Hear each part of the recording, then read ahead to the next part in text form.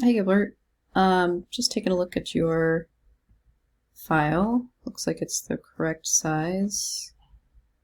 Um, so if we're talking, let's see here. This is a pretty good order that you have this in. I would just move it away from the edge. Remember, there is going to be a white border around the edge of this. That's about 1/8 of an inch wide. So just keep everything away from the edges as much as possible. Let's see. You're missing the Streetery logo, which I kind of got it in late, but it is in week 14 for you to use. I would find a version of the Montana State University logo that doesn't have a white background. Um, and if you are talking about the catering, this isn't traced either. This is probably the PNG straight out of Brightspace, which it's probably actually okay to do. Although the bummer about it is that changing the color scheme is going to be kind of hard, and it also means, so I mean, if you wanted it white all of a sudden, it would be kind of hard to change it to white, whereas if you had an image traced and copy pasted from Illustrator directly into InDesign, it would you could change it to white like instantaneously. We can still do it with Photoshop on a PNG file, but so I'll kind of show you a little bit more about that. But one thing about this, I like the title, but maybe we probably need to make it quite a bit larger. I mean, you want it to take up a lot of the canvas, you know.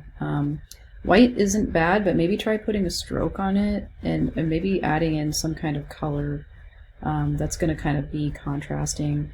The kind of creamy yellowy color of the guitar might look kind of good. Not totally sure, but and then we can move this down, and we could even, let's like try like, oops. I kind of want to left align the text. You actually made the text box have a white background with a black border, which is fine. Kind of got like a lot of extra things open here. I'm gonna move this over. I would say, you know, you can make, is it here? No.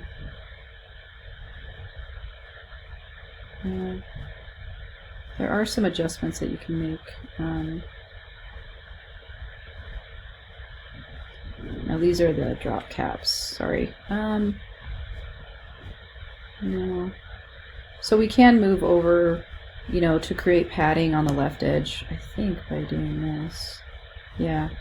So this one here, although that's saying left indent.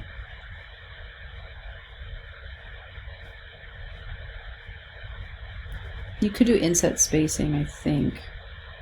You could unlink and then just have it from the left side. That is actually a way of moving all of this without having to do what I did earlier, which is messing with this, which I don't think is the actual way to do it. But you can create padding here to move everything over. I actually tend to make my boxes separate. I think I can use the eyedropper tool and just get the same effect, and then I can just take this off of the actual text box and then put this over the top of the new box that we made. I actually have it under, but if we do arrange, oops, properties, gosh darn it, scroll down, arrange, bring to front. Then we can have a little bit more control over things. And I would say adding in a color here wouldn't be a bad, like on the actual box itself. Like I think the main thing about this layout, I would say, is that it really does need, it just needs a little bit more color in it. So finding colors from the image might work. Like there's, you know, some warm colors in here that you can, that are kind of on the orangey yellow side. I mean, you could bring those in. And also, if you're talking about the chance to win Red Ants Pants Music Festival tickets, I would say, like, let's move this up there so that we're working in the proximity. You know, you could also maybe just make this text white without the black without the box, maybe, and then, you know, make sure it's a bold. This one doesn't come with a bold, but you can kind of fabricate a bold by adding in, if you go into the properties panel, adding in a stroke of the same color, but then don't make it 1 point. You could make it like 0.25 or 0.5, depending on the text itself. I think you might, this doesn't look like it's, it almost looks like it's got like an opacity to it, like it's not at 100% opacity. Oh yeah, it isn't. It's at 71. I would just make it 100%. And then maybe if you added like the stroke actually around these, instead of being white, let's try making it like, I don't know, something that'll stick out. And you could put it down here where it's really dark. Actually, we could probably leave it white if we move it down here. And we could just put this here. And since we're talking about KNMC up here, I mean, that's actually a great place to put the logo. I don't know if you have... Anyway, we could move this logo. I don't know why I'm having so much trouble grabbing the logo.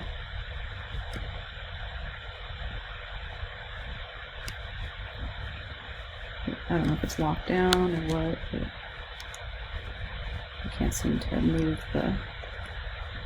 So I'm locking down these images.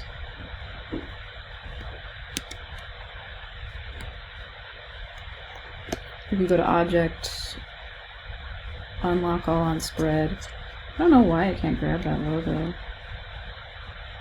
It's only really letting me grab this box. Oh, it's because the logo's inside of the box.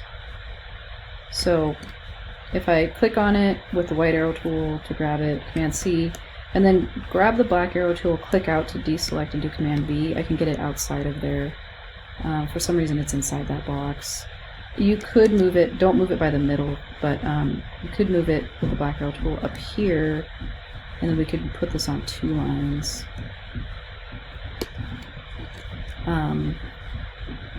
Oops, gosh darn it. So maybe like something like this. We don't want this too close to the edge because remember we will have that white border, but maybe something like that. And then this should be centered, obviously.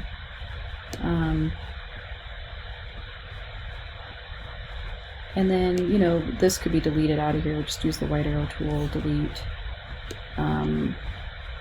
Instead of white, you might want to take the black stroke off and bring in a color. You know, you don't have much color on here, so and bring in the white logo without the white box behind it of the Northern logo, and maybe try tracing this in Illustrator, copy and pasting it over and making it white as well so that they match. And then do put the Streetery in there as well, the Streetery logo. Let's do Command X on that. Let's make a new box. And if we're talking about catering provided by Vix, we can do and Streetery. So don't forget to add in the Streetery logo. But you can put them down here. And I would size these down just and line them up nicely. Make them all white, including the Streetery logo. The Streetery logo you can download from week 14. And then if this is a darker color, all this text could be white. And you don't necessarily need to make it this red color, but I mean, I'm just adding in some color of some sort that looks good, that kind of contrasts with that blue background. So a lot of cool colors in the background, so this red is kind of a warm color, so it looks quite good, but the black really doesn't pop off of it, so doing everything in white would be good.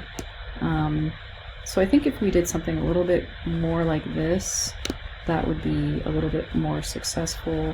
Plus, you know, just trying to get this to be a little bit more bold and larger would be good. And yeah, something a little closer to this might work out better for you.